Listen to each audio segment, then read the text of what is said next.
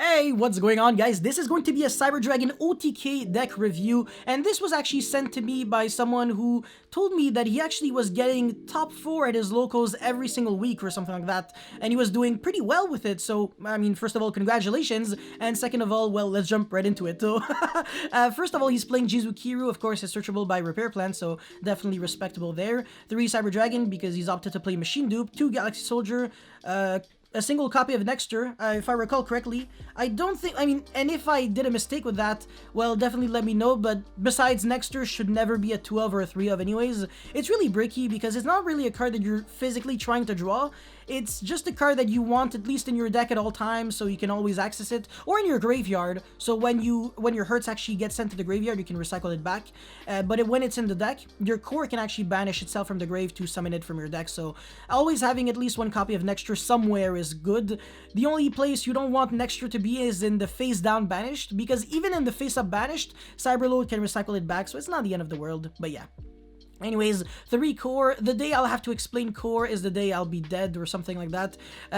Ash, Gamma, Drool, and Lancia. Again, Lancia, I'm seeing Lancia a lot in people's main deck, so what gives? What is really appealing to you with main decking Artifact Lancia right now? Virtual World is no longer as played, and I can't really see the top decks severely getting crippled by Lancia. And even dinosaurs are not as popular as before. I mean, like back in, you know, that Adamancipator format and stuff. So Lancia, I'm not a big fan. Droll is great. Gamma is good because not playing the Dragoon package, so the only real brick is Driver here. And then, yeah, obviously the Ash, 3 hurts, and then, yeah, this card I disagree with, Electromagnetic Turtle. I used to play this in 2014 or 2015? Well, I mean, on the release of the card, it was a Prismatic Secret, I remember it like it was yesterday, and also was played by Atem in the Yu-Gi-Oh! Anime against Kaiba first, and then after that, it was against Raphael to apparently block Guardian Iatos and reduce its attack to regular original attack, which is bullshit, but...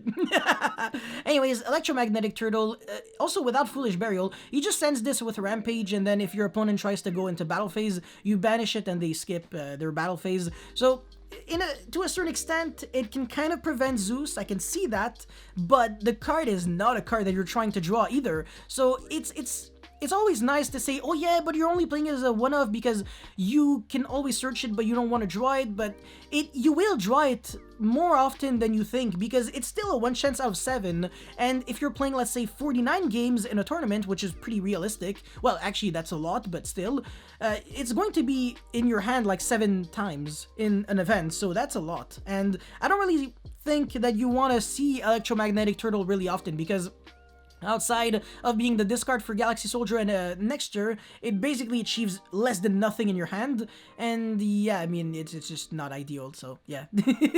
Also, it loses to, like, Called by the Grave and just other stuff. I don't know, yeah. Anyways, Overload Fusion, Harpies Feather Duster, yeah, Rev System. Every time someone tells me he's playing Rev System, I ask them, like, why? And they always say, oh, because it's a staple and you have to play it.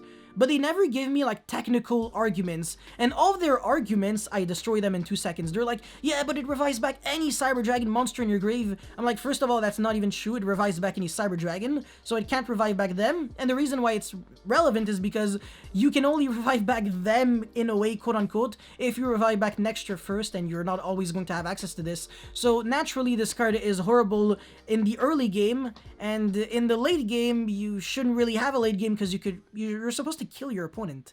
So this just, more often than not, isn't doing anything at all. And then Dark Ruler No More is definitely great. You can play that or Forbidden Drop, but Dark Ruler in the OTK build is probably optimal, I want to say. 3 Emergency, 3 Machine Dupe.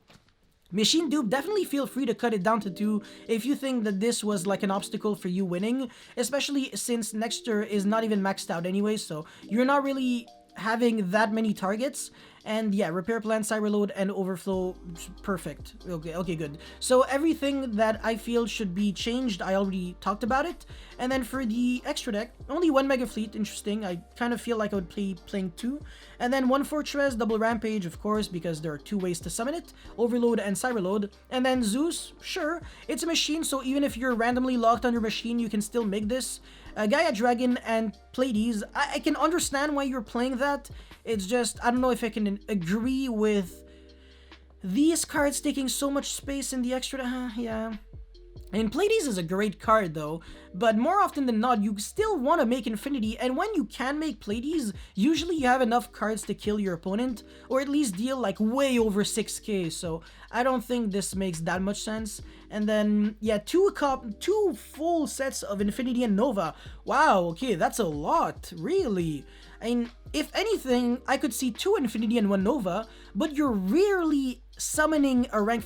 The only situation where the second Nova would come up is when your opponent goes Maximus effect to send one of the Novas, and you still want to have 1 Nova that you can properly summon, but then you would have to be playing Merkaba and Entis in your extra deck, so you can't do that unless you cut these 2 cards, but it only comes up when your opponent actually plays Maximus Dragma, so also not the most optimal thing.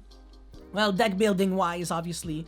But yeah, Seeger, Anaconda, El Mirage, and okay, yeah, that's another thing I kind of disagree with. The Linkuriboh, it shouldn't be a Linkuriboh, it should be Relinquished Anima instead, because you're using the effect of Relinquished Anima more often than Linkuriboh, and also when you have the Jizukiru and the level 1, it's better to make Relinquished Anima and then absorb the Jizukiru rather than make Chimeratech Fortress, because, well, you have a 3300 attack beater instead of a 2k beater, and also you get to keep your Chimeratech Fortress in your extra deck, so if your opponent summons out a machine later on, you still have a way to get rid of it. So apart from that, yeah, I mean, I kind of talked about everything. And then for the idea section, do I really have anything that's worth discussing? Most of these cards I already kind of talked about. So Puzzlemino, if you want to play it, go for it. And then, yeah, of course, for board-breaking removal cards, Lightning Storm is one of the best ones for the OTK deck. Apart from that, if you don't necessarily feel like you always have to OTK evenly is a good option, but this doesn't really have a lot of layers of protection. All it really does is let your opponent set up a board or prevent them from setting up a board and then killing them. And it's also mixing it up with Dark Ruler No More, which is a board breaking card. So prevention and destruction, which is interesting, and also the Kaiju. But yeah, and also Pancratops I feel should either be in the main deck or the extra side deck, sorry. More copies of Overflow if you really want to, but you don't have to.